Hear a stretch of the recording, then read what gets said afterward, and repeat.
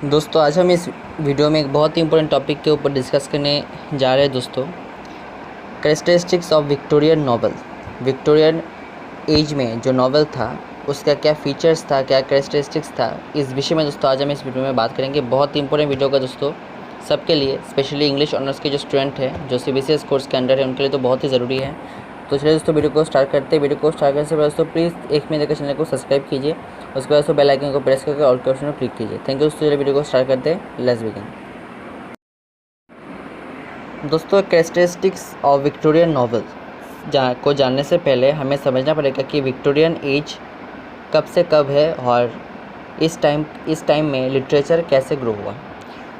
दोस्तों एग्जैक्टली अगर हम देखें तो 1838 से लेकर 1901 तक का जो पीरियड है उस पीरियड को विक्टोरियन एज कहा जाता है, क्योंकि उस टाइम पे इंग्लैंड की जो क्वीन थी वो विक्टोरिया थी। ठीक है, इस टाइम पे दोस्तों लिटरेचर का बहुत ही ग्रो हुआ। लिटरेचर के साथ साथ सोशल, पॉलिटिकल, इकोनॉमिक सभी सिचुएशन इंग्लैंड में अच्छा खासा था।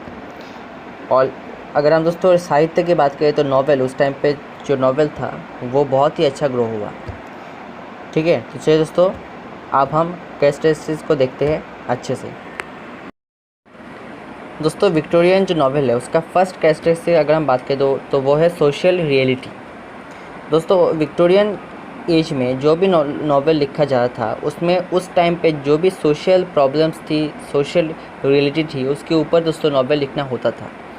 उस टाइम पे दोस्तों इतना हाई थॉट के ऊपर नहीं लिखा होता था। जो भी सोशल प्रॉब्लम है, मतलब उस टाइम पे जो भी सोशल कंडीशन था उसके ऊपर मोस्ट ऑफ नॉवेल लिखा जाता था।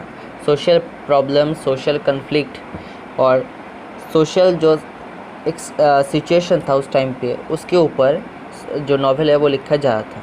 ठीक है, सबसे दोस्तों इम्पोर्टेंट अगर हम ऑथर की बात करें तो वो है जेन ऑस्टन। जो जेन ऑस्टन का अगर आप नॉवेल देखेंगे तो most of her novel social जो सिचुएशन था उसके ऊपर बेस्ड था। ठीक है, उसके बाद दोस्तों जो इम्पोर्टेंट कैरेक्टरिस्टिक आता है वो है इम्पोर्टेंस ऑफ मिडिल क्लास। दोस्तों उस टाइम पे मिडिल क्लास के ऊपर लिखना होता था। मिडिल क्लास का जो एक सिचुएशन था, किस तरह से मिडिल क्लास से प्रॉब्लम है थे, और मिडिल क्लास के ऊपर दोस्तों उस टाइम पे लिखना होता था। उसके बाद दोस्तों जो थर्ड इम्पोर्टेंट कैरेक्टरिस्टिक है वो है the novel based on common life. उस टाइम पे दोस्तों कॉमन लाइफ के ऊपर नॉवल बेस्ड था। बहुत सारे नॉवल में कॉमन लाइफ के ऊपर लिखना होता था। अगर आप दोस्तों रोमांटिक एज को देखेंगे, विक्टोरियन एज के पहले जो एज था उस टाइम पे दोस्तों जो पोएट्री लिखना होता था उसमें भी कॉमन लाइफ और कॉमन पीपल के ऊपर बहुत अच्छा खासा लिखना होता था। तो उस टाइम पे एक सिस्टम स्टार्ट हो गया था कि नॉवेल भी जो लिखना होता था उस नॉवेल में भी कॉमन जो लाइफ है, लोगों की कॉमन लाइफ को बहुत ही अच्छे से लिखना होता था।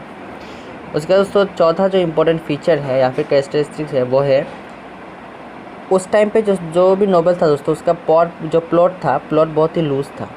मतलब करेक्ट प्लॉट नहीं था, प्लॉट का करेक्ट साइज नहीं था, फॉर्मलेस था। ठीक है, और कोई नॉवेल दोस्तों ऐसा भी था जिसमें बहुत ही लॉन्ग प्लॉट लिखा जाता था, क्योंकि दोस्तों उस टाइम पे जो भी नॉवेल लिखना होता था उसको एंटरटेनमेंट के पर्पस में लिखना होता था, उसमें कोई क्रिएटिविटी था नहीं। ठीक है, इसलिए दोस्तों प्लॉट जो था बहुत ही लूज़ था। उसके बाद दोस्तों पांचवा जो इम्पोर्टेंट कैरेक्टरिस्टिक आता है वो है जो भी नॉवेल लिखना होता है वो एंटरटेनमेंट के लिए लिखना होता था। इसमें दोस्तों कोई क्रिएटिविटी था नहीं, सिर्फ एंटरटेनमेंट के लिए उस टाइम पे नॉवेल लिखना होता था।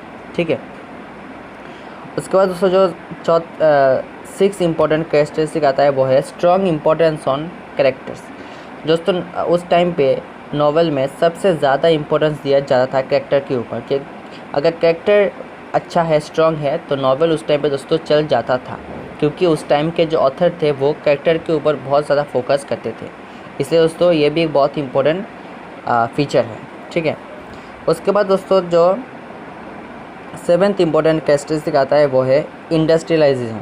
उस टाइम पे दोस्तों इंडस्ट्री ग्रो कर रहा था, सोशल पॉलिटिकल के साथ साथ ट्रेड इंडस्ट्री भी बहुत ही ग्रो हो रहा था। तो कहीं ना कहीं ये लिटरेचर में भी शो हो रहा था। तो इंडस्ट्रियलिज्म जो था वो एक बहुत ही इम्पोर्टेंट दोस्तों एक आइडियोलॉजी हो गया था। बहुत सारा जो नॉवेल है उसमें इंडस्ट्रियलिज्म को स्थान दिया गया और इंडस्ट्रियलिज्म के ऊपर भी बहुत सारा नॉवेल लिखा गया। ठीक है दोस्तों, ये 7 इम्पोर्टेंट कैरेक्टरिस्टिक है विक्टोरियन नॉवेल की, तो आप ये फॉलो कर सकते हैं दोस्तों। बहुत ही इम्पोर्टेंट ये वीडियो है, तो मैं आशा करता हूँ दोस्तों आपको वीडियो समझ में आया होगा, लेकिन फिर भी दोस्तों अगर आपको डाउट है आप मुझे कमेंट में बोल सकते हैं। तो थैंक यू दोस्तों, चलिए इतना ही, गुड बाय, अच्छे रहिए, स्वस्थ रहिए।